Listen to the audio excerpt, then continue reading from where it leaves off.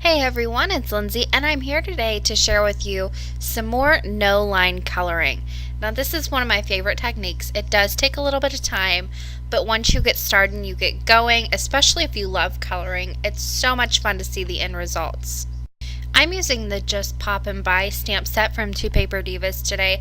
I used this last week. I used that refrigerator in the set to create a fun birthday card. Now today I'm going to be using the toaster image and the one piece of toast, but I'm going to stamp it twice. I am inking up my stamps with some Memento dye ink. This is in the color Desert Sand. Now, even this is a little bit dark for me. You can see it's a really light ink. However, it stamped even a little bit darker, but I knew I was going to be using darker colors, and the brown went with my theme anyway, so I didn't worry about it. But I don't know that I would suggest this ink for other no-line coloring. It worked for me, but it's not going to work all the time. I stamped the toaster down, and then I stamped the two pieces of toast above it, and I wanted everything to kind of look like it's bouncing up off the counter. And you'll see how I make the toaster look that way in a minute. I'm going to have to do it with shadows. But right now, I just want to color in my images. So I went ahead and figured out what colors I was using beforehand. I tested them all on a piece of scrap paper, and now I'm just going to start coloring. So I start with my darkest color first, and then I work to my lightest. Now for my darkest color, I go around the outline of the image. So I want my darkest color on the top, so I went around the top of my toaster. Then I brought in my mid shade, and finally I will go ahead and bring in my lightest shade and fill in the rest of the area. Now whenever you're doing this, especially with colored pencils, you're going to get a waxy buildup. I decided to go ahead and use my Gamsol, OMS, whatever you want to call it, to blend out my colors, and that allows me to add more and more layers. It really doesn't limit me in my layers. But if you don't want to use that and you just want to use your colored pencils, you do need to realize that at some point you won't be able to add any more color. You'll get a wax bloom and that'll be it. You won't be able to blend your colors anymore. So for this technique, I really like to use my OMS and my blending stumps to blend everything out. I brought in some grays as well, and then I skipped over coloring in the orange. I forgot to turn my camera back on, but I colored in the bottom of my toaster orange, and I blended all this out again using my blending stumps and my OMS. Now you can't see it, but off to my left hand side, while I am doing this technique, I have my pencil sharpener that is plugged in and ready to go, and I am constantly sharpening my pencils. Really sharp pencils helps with this technique so much.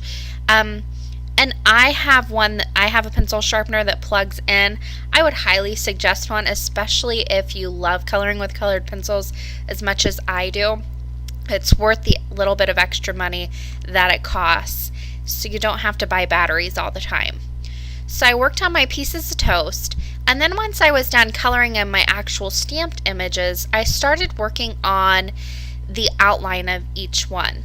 So now I'm going to work on the shadow underneath that toaster, and this is where I want it to make it look as if it is popping up off the counter and the two pieces of toast are popping out of it as well, kind of like you see in all the cartoon movies. So I put a nice gray layer for my countertop with some dark shadow underneath where that toaster would be up in the air. So I worked on that and I blended it out, and then I came in with some blues and I went above that gray line for a little bit of a sky effect. Not really a sky, but it looks like air or clear space around it. And I also put it around my toaster and my two pieces of toast. Then I came in with a darker blue, and I'm just lightly going around those images. I'm not going all the way around, mostly just on the right hand side of everything, because that's where all my shadows are. Now again on my sky, I did more than one layer. I say sky, it's not really a sky, but more air, clear space around these objects. But I did more than one layer on these as well, just because I really wanted to build up that color. So I blended everything out for my first layer, And then I came back in with my lightest color, very lightly colored in the remaining area around that, and then came back in with my darkest color and really deepened up those shadows. And once I was happy with that, the coloring was finished. It took a while. I'm not even going to try and say that it was quick and easy. No line coloring is a technique that takes a while, but the end result is so worth it. So for my sentiment, I decided to go ahead and load up my panel in my Misty. I had spent all that time coloring. I wasn't about to screw up the whole thing with my sentiment. I put on the Just Poppin' By to say sentiment. And I love this sentiment because you can stamp any greeting on the inside of your card, and it is good for any occasion then. So I went ahead and applied some fun foam and double-sided adhesive to the back of that panel, and I am just popping this up on a 4 1/4 by 4 1/4 inch white top folding card base. Now my panel that I had colored in was 4 inches by 4 inches, so I just went up 1/4 of an inch. Now on the inside, I decided to stamp the Enjoy Your Day from the Banners #3 stamp set, also from Two Paper Divas, and I'm using that same black dye ink that I used for the sentiment on the front. And again, I like the Enjoy Your Day sentiment because now I can pull this out if I need a birthday card, a hello card, whatever I might need this card for. It's ambiguous enough that it will work. But that finished off the card for today. I didn't add any extra embellishments to this. I just kept it nice and clean and simple. I hope you all enjoyed today's video, and I hope you'll give the no line coloring technique a try. It just takes a little bit of practice.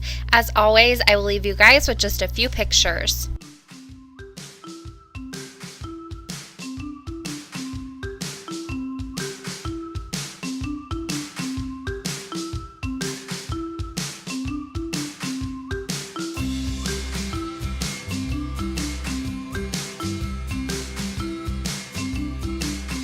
For more information and the supply list, you can head to my blog craftingwhilecaffeinated.wordpress.com.